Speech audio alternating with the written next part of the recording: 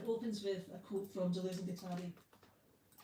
But the earth asserts its own powers of deterritorialisation, its lines of flight, its smooth spaces that live and blaze their way for a new earth. 2025 and counting. The war machine and the complexities of the relations. Connecting sanctions to environmental degradation, the misdeeds of the tree killers. Holy space, in situ leaching and rare earth mining effects. Counting carbon footprints and conflict emissions. First aspect, ecocide as the fifth core crime. Second aspect, radicals versus rhizomes as plateaus of radical protest. Third aspect, roots and shoots as resistance. War wilding, urban agriculture corridors, rooftop gardens, greening the recovery, and defending the indigenous land defenders. Smooth peace versus striated peace. Becoming, not war. Is that enough? So, closer to home, there's a lot going on as well. And for many of us, certainly around my age, our first introduction to the idea of sustainability was actually bottle return schemes in the 60s and 70s, probably even further back than that. You would be carrying your bottles back to the shop, absolutely mortified, they'd be jangling away, bottle merchant, would get shouted at you. And you know, I think the days are gone when that's seen as an embarrassment now. So the context for this was that the bottle return scheme, which had been proposed by the Scottish government, had actually been vetoed by the UK government because it didn't align with the UK policy. Might get there eventually at some point though. So this is about that experience of being a bottle merchant. October 2025 at the earliest. Issues concerning bottles and the circular economy. Break, crack and rupture. The removal of glass and the requirement to align with other UK schemes. Masses and glasses. Deposit, return. Deposit, return. Deposit, return. Chinkling. 1976. Ginger bottles in Woolworths bags. Dangling short arms, bags scraping off the melting ground. Louder than bells, and they come towards you on big long legs. You wee bottle merchant, and what fucking school? While they chuck them one by one off the high wall. Smash. 3p a bottle gone. The shock of the smashing filling you. 3p, the smashing, smashing until you want to smash. You say the name of a school, and so they let you go. With 2 times 3, that makes 6, that's still 2 bags. Outside the shop, both hands to tip out the lucky iron-brew dregs, dry mouth, tipping up to soak the wee bit orange, left, trickling sugar, coats the thirsty, doesn't stop the feeling, you don't yet have the words. You lick the last of the rim and screw the cap back on. Deposit, return the other way, shame, salt and vinegar blue. So,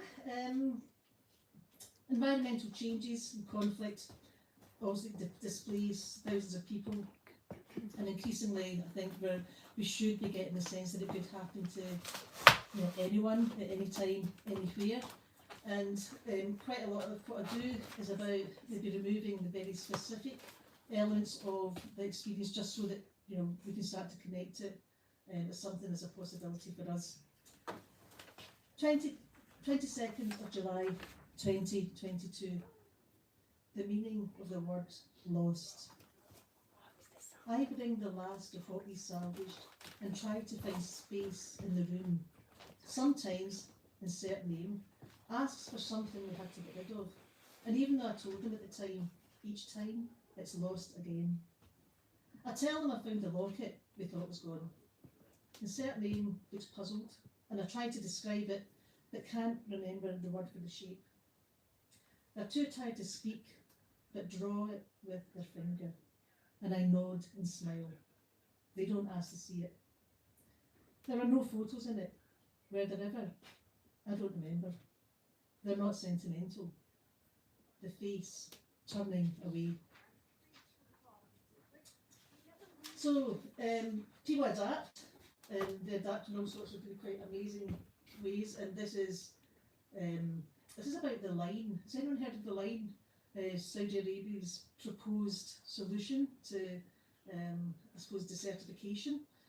And it's an amazing concept, completely sci-fi, but the environmental impacts are going to be immense. But it is incredible, the vision of it too. But when you think about all the impacts on birds and ecology and how people will live their lives, they have started building it. It's not like it's not an impossibility, but it has started already. It's worth looking up just to see what it looks like. So, 2030, neo-territorialisation. Who does a line think it is? I am 34 square metres plus 0.5 times 0.2 times 170 kilometres plus 9 million residents plus 460,000 jobs. I connect sea and city and deserts. I'm smart. I'm emission free, sustainable, post-oil, humans first. I am the global hub. I am zero gravity urbanism, modular living, nature and gardens. I equal civilizational revolution. I make shade. I mirror. I am displacement and new winds and lost words. I am post-heritage and deaths and executions. My 145,000 million pounds of glass, plus steel, plus carbon, plus concrete, plus labour, equal 1.8 gigatons of CO2. I am mass immigration. I am ecotopian and dystopian. I am dense and layered. I seem smooth, but I am striated. I am rootless, vertical and obsolete. I am mega. I am life. I am the neo-solution. I am the rhizome line. So, the last one I'm going to read from the pamphlet is romantically. We're moving to Paris now. So cast your mind back to 2015 when the Paris Agreement was signed, and there were commitments made to reducing the global surface temperature, which we have not met globally. But Greenpeace do actually say there has been some improvement. So again, while you have to acknowledge the failures, you have to see that there is some improvement in there too, and you have to keep striving for it.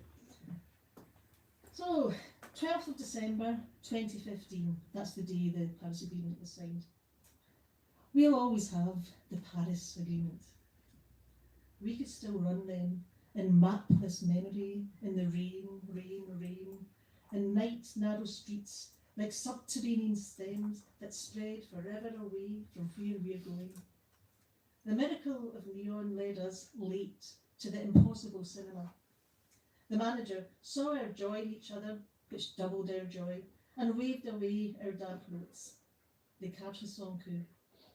You always hated to miss the start, but silver lit us to our seats, and we sat as the first strings soared and harp tumbled like our hearts. And the first shot was of the Eiffel Tower, Antoine and his candle for Balzac, the stolen typewriter, the not dead mother, and exile. Then the boys' frozen surprise at the existence of the sea. Fan. Version original. But we got the gist and sobbed with tout le monde in the fade to black at the torrential blows rained down upon the innocent. Thank you.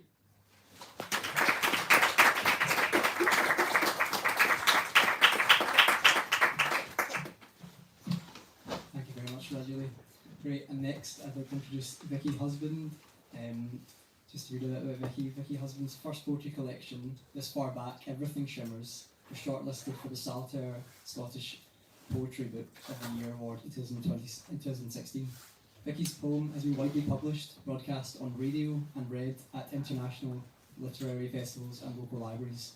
Vicki has collaborated on translations of poets from Palestine and Ukraine and exhibited in visual poetry exhibitions. Meanwhile, Vicki has worked as an occupational therapist in NHS for over 25 years, the majority in the community rehabilitation. Her latest book, Glasgow, I'm from Glasgow, I should be able to pronounce that. Glasgoscopy draws on this experience. Please welcome Vicki. Thank you very much.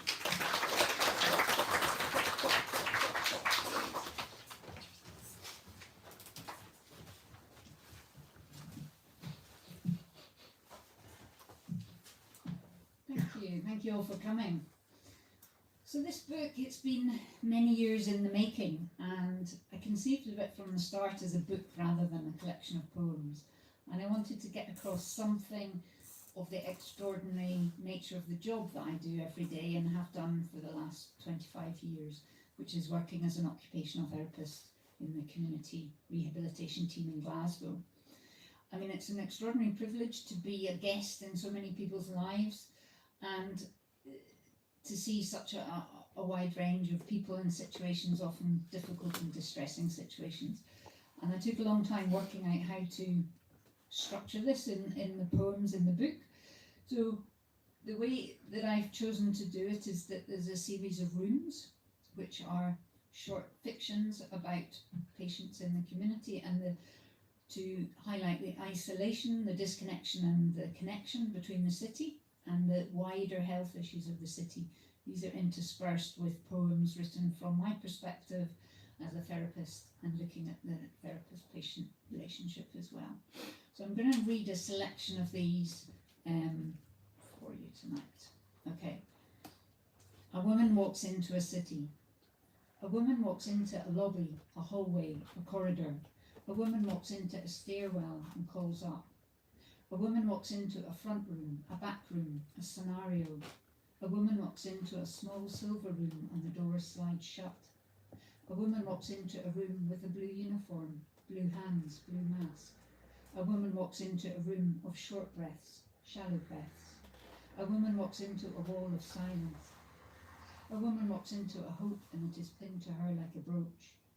A woman walks into an expectation, a prayer, a doubt. A woman walks into a room aware that she can. A woman walks into a room and the door is locked behind her. A woman walks into smoke 50 years deep.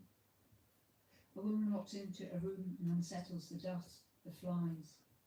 A woman walks into a room as traffic, as blood. A woman never walks into the same room twice. A woman walks into a room and its molecules shift. A woman walks into an odour that stays with her for hours. A woman walks into a room cold calling with concern. A woman walks into a policy, a crisis, a question. A woman walks into a room and another and another. A woman walks into a room with many rooms inside her. A woman walks into a cupboard instead of an exit. A woman walks out of a room aware that she can. A woman walks into a room, within it is a person, and this is their city.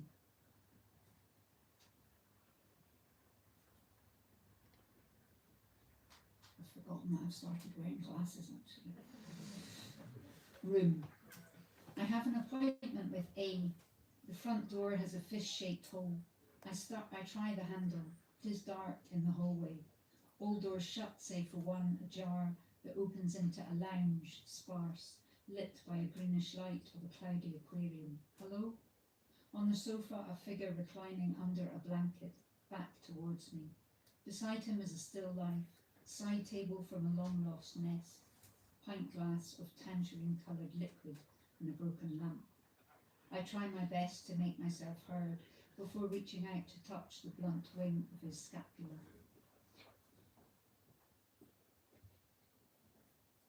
Room.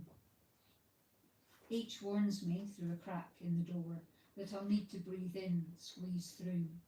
I follow H down the corridor, past decades of newspapers.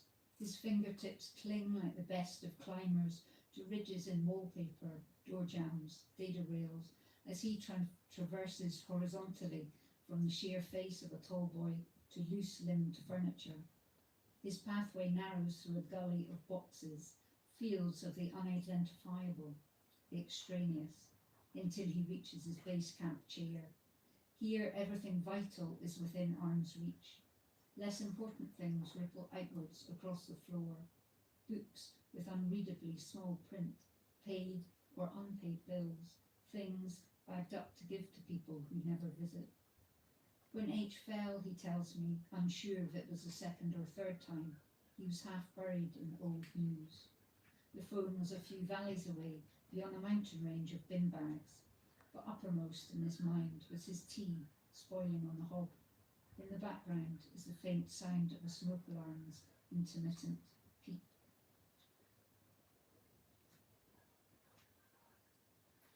And this next poem's from the early days of the COVID pandemic, when we were driving around visiting people, and we were one of the few people allowed out on the roads. Non-essential poem. While human touch is not considered essential, trees enjoy the renewed focus of attention, their blooming seeming marvellous, a touch of lukewarm sunshine miraculous. On the roads, only essentials travel. Birds consider themselves essential, suddenly audible. After all these years of competing with traffic, their voices travel further. Billboards quickly become irrelevant and blank. Nothing to see here, all quiet. I travel like post or telegram, visiting from another century. I'm awaited like news. A stranger is still a visitor to someone who hasn't been visited in months, years. I arrive gesturing, gesticulating in blue. Eyes do the work of a whole face. On the road back, trees sway, shrug off leaves that pile up in gutters with clinical waste. Gloves make empty gestures, hairs still clasp each other, masks lie crumpled, blue, expressionless. I assist a man with his slippers, stand close while he pushes up from his chair, but when he sways, I put my electric blue palm on his back, and we both note a small shock of contact.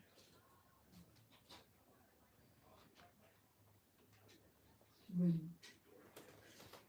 Hugh answers the door in her goonie. She explains she slept in the chair again last night, couldn't manage the stairs. I broached the subject of bringing a bed down or moving home. I can't leave them, she says. I smell meat frying, and knowing she is diabetic, ask if she's eaten yet. We walk through to the kitchen, where a pan of sausages spits on the hob. She nods to the window. They get fed first. Outside on the lawn, a family of foxes waits. The little one yawns.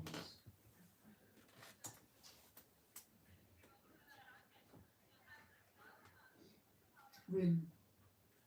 The dewcopt is empty now. My friend took 6, but then he died, and I brought the last pair in to roost in the press. The carers complained about the droppings, and I had to get rid of them. The carers, not the dews. They offered me an X-ray, same as my pal had, see if the shadow had spread, but I said no. What's the point? I know myself I'm running short on breath. I make do with cold food, never one for a big meal anyway. I used to race years ago. I miss the buzz, watching the clock to see how long they'd take, if they'd make it home. I find the cooing a comfort. It's about the only thing that gets me to sleep.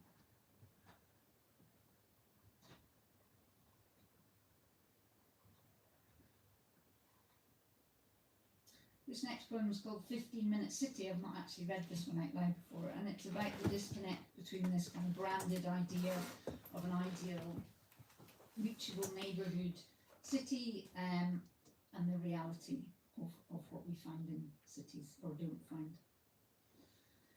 15-Minute City. The 15-minute city is 20 minutes away, is down a flight of stairs, is potholed, uneven, has no drop curbs, no tactile paving, no crossings, no central refuge, an air of particulates higher than permitted, has decibels to make your anvils clang, has no signal, is poorly lit, has no toilets, no accessible toilets, has 2 big issue cellars and a beggar, 3 bookies and an offie and a hatch, 4 shop units for let, grill shutters on the shutters, has dog prints in the concrete, few transport links, is 25 minutes away, no fresh fruit and veg, has beige food, frozen food, has a commemorative stone but nobody can tell you what it was for, as a famous local artefact on display in a museum an hour away. No post office, no library.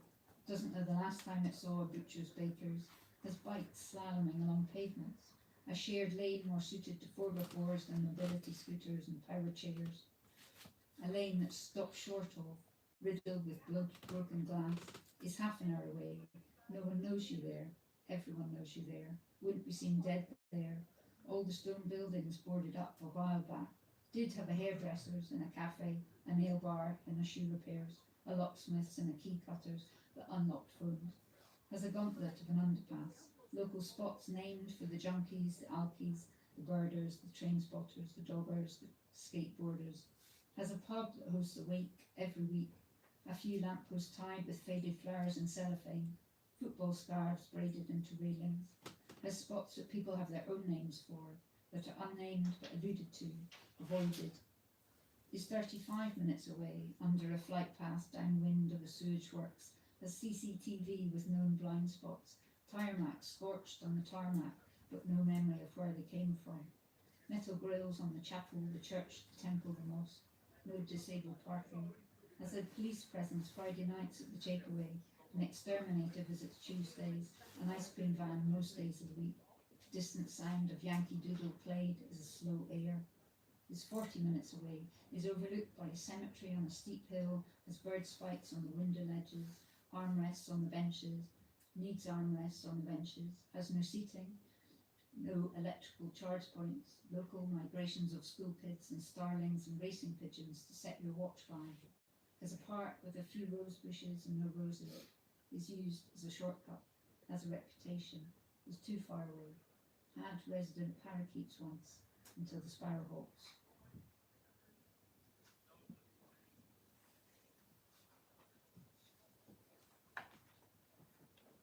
Room. From the hall, the sound of mechanical breaths. Air in, the sieving out of nitrogen, oxygen being made. Cells have migrated from breast to bone to lung. X creates a cat's cradle of tubing as she goes from room to room. It is a wayward diagram of inhalations, exhalations. Breaths cross each other at spaghetti junctions.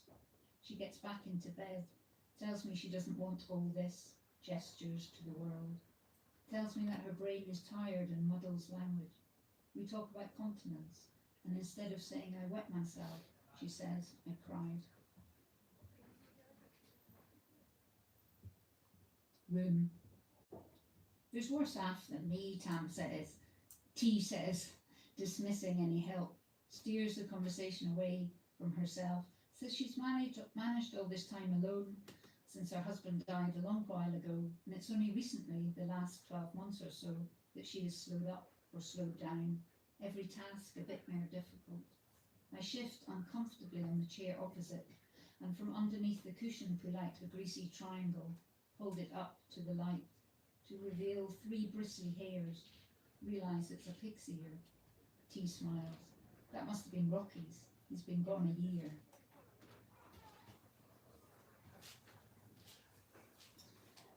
And this last poem I read is called The Respiratory System. And it is a visual poem in a way, because if you look at it that way, it's 2 pairs of lungs. And it's very much in 2 parts. The respiratory system.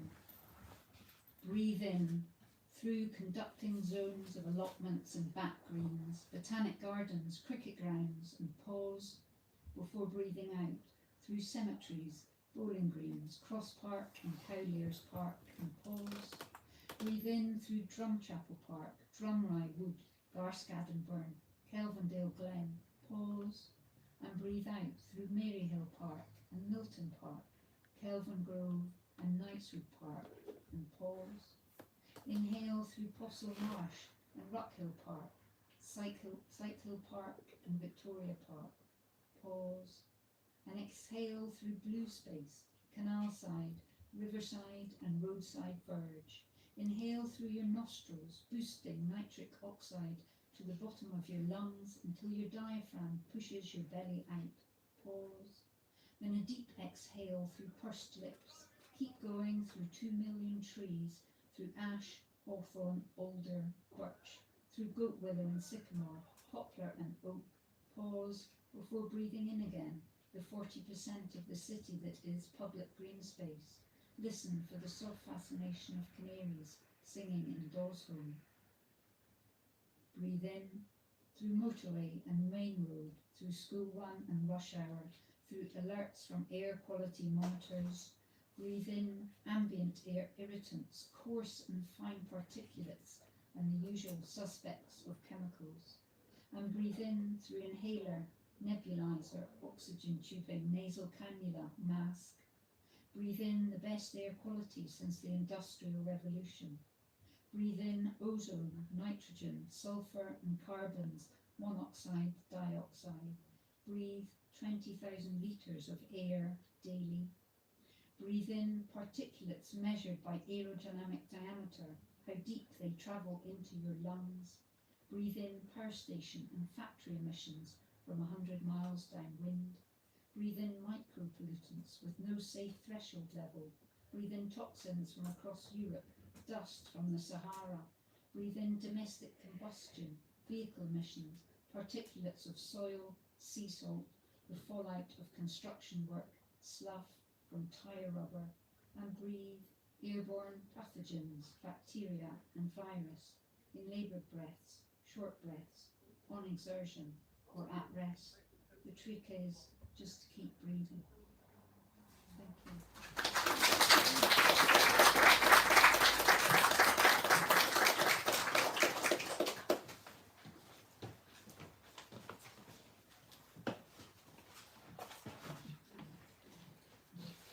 Thank you for that. And we can all take a breath with our masks, knowing that we are at least not inhaling particles and COVID.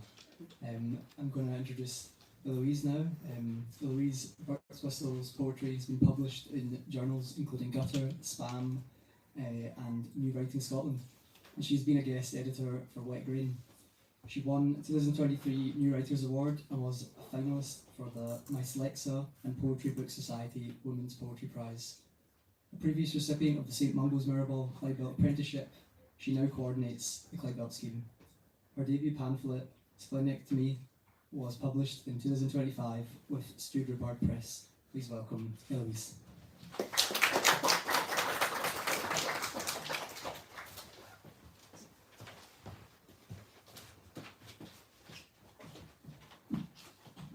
Sorry, sitting at the back makes it so dramatic.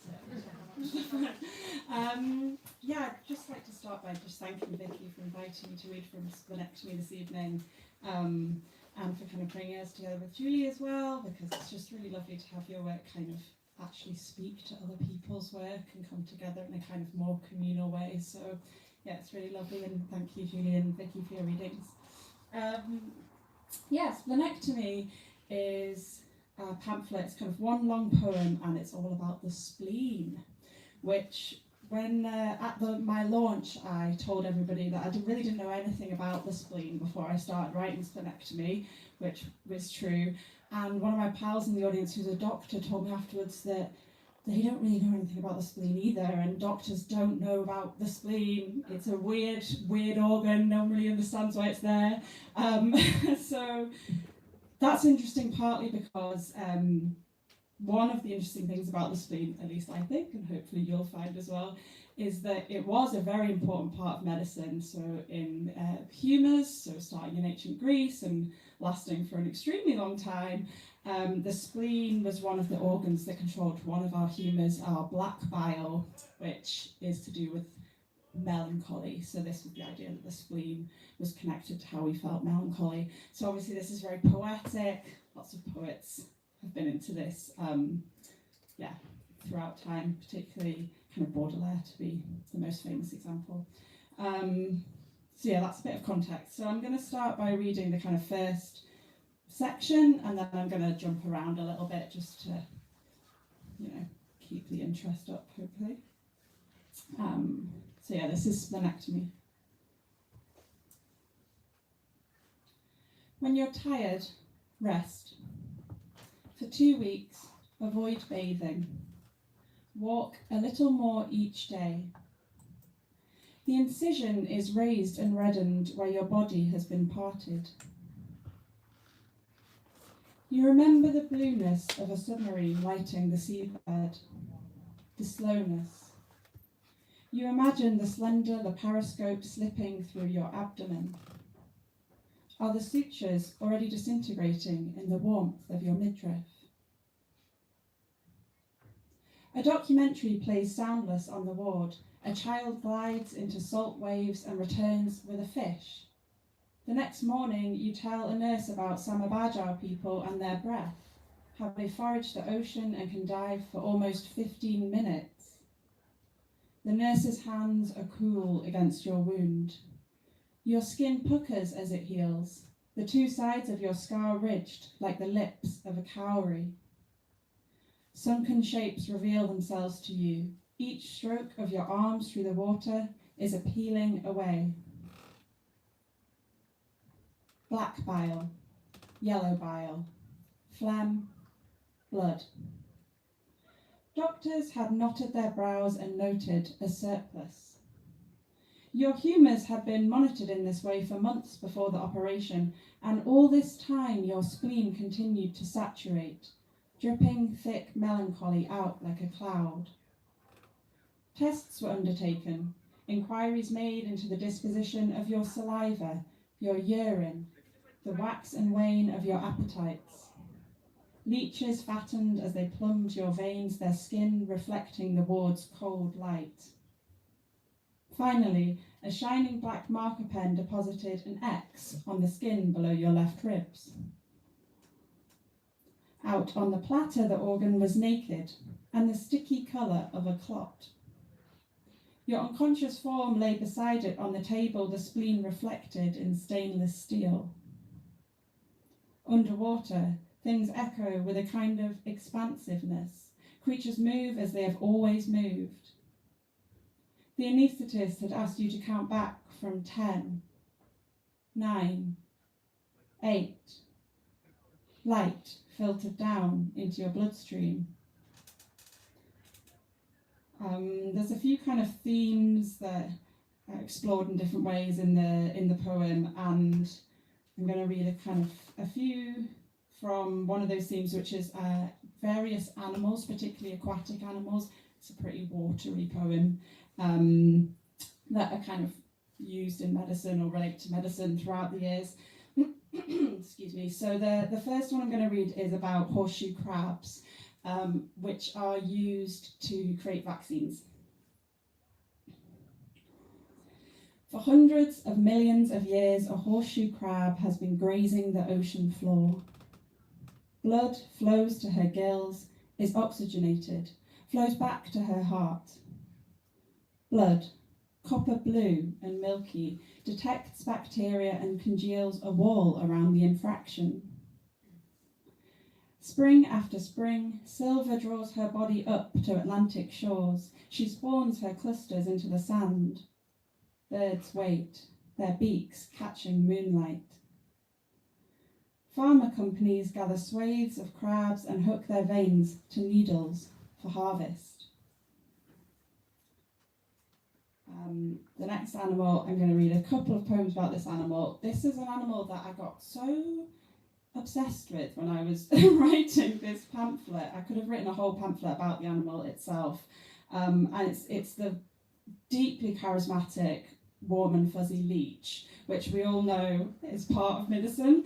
There was leech mania in the 19th century in Europe and America, but leeches are still used today in medicine, and interestingly, there's a kind of place in Wales that seems to supply the leeches for most of the world, and has been running since like 18 something or other. So yeah, I'm going to read a couple of leech poems now. When meeting warmth, a leech fixates to soar under skin with teeth so sharp they numb. Its emptiness becomes a vacuum, a dank hole poised to receive. You blink at the scene, barely a tug and you're given over. This quick intimacy is something new, and half startled by the kiss, you hear your own voice asking, "How did you get here?" Once gorged, your leech will unzip itself, and your blood will stay running. With its mouth busy, the leech at your torso doesn't reply, so you turn your question to the phone. Floating at the surface of your screen is a woman with skirts hoisted, legs held steadfast in the marsh. Her limbs are both bait and trap. Leeches pull blindly to the woman's vibrations until her legs bristle, ready for reaping. You wince from her bonnet, her sapid face. She is replaced by a Welsh town and its bungalow farm, slate grey walls where 100,000 bodies squirm. You read through the products, the instructions for use, while your leech sucks and sucks, fills and fills. The creatures are readied in tanks, swirled and starved, before patients everywhere are needle pricked and heads are steered to those euphoric drops. You are the last supper. Gut held, your blood will be drowned in clear, hard liquor and sent in its new body to the sluice, made to slurry, flushed. And I'm going to finish with three little sections that are about another one of the themes of the pamphlet, which is diving, in particular free diving, so diving without any equipment. And it ties quite nicely to Vicki's breathing poem actually at the end, so breath is obviously a really important part of it. So this first one is about a particular diving spot, I don't really know the lingo, but called the Blue Hole, which is in Egypt. The true number lost to the Blue Hole is unclear. There's no public record, but you remember the shoreline was littered with ghosts, plaques set into the rock. Every week, more divers enter its water. You felt the gravity of that brimming pit. You'd never seen such hue, the tantalising colour of depth. Molchanova was the first woman to thread through its arch using only one breath. Light fell away all around her, her body in the Egyptian sun absorbed by the chamber. Pressure stole her buoyancy, her lungs dwindled, her pulse dragged. Then she pushed up against it all into the day, its gift of adrenaline. She shared what the water had told her. If we don't think we understand, we are whole. One day she will vanish into the Formentera coast and never return to the island where Joni shed all defences and began making blue.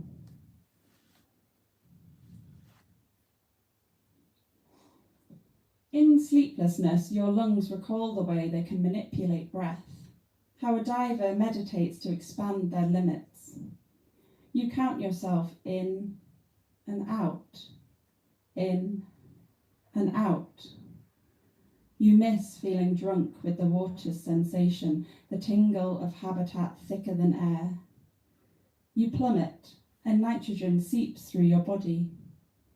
You would allow your own held breath to thrill you with its anaesthetic fuzz. And this is the last section I'm going to read. At night, the ward is submerged. Hours descend through ocean layers and bed into a midnight floor. In the hallway, bulbs are dim and anticipatory, sensing for movement. When some unfortunate night shifter passes, each bulb reaches out to touch and linger, before turn by turn they slip back to dark. From your stasis, a journey is announced in gradients of light that swell, then recede. You rise to the shining top, take one bright breath, and sink again. Thanks very much.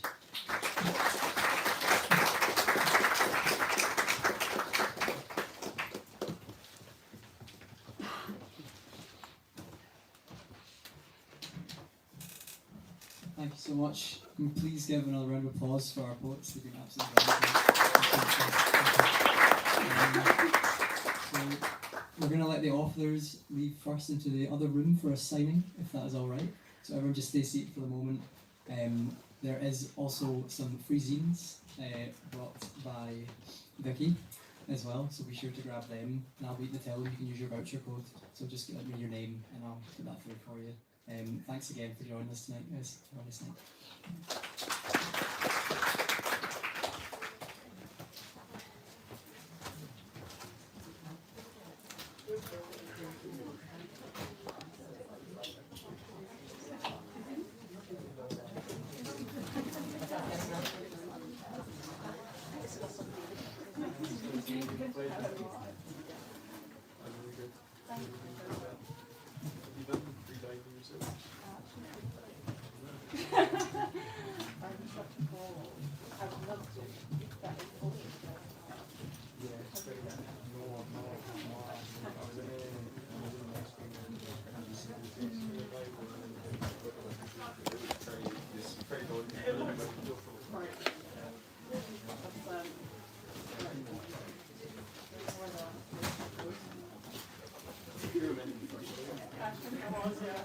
yapping as usual.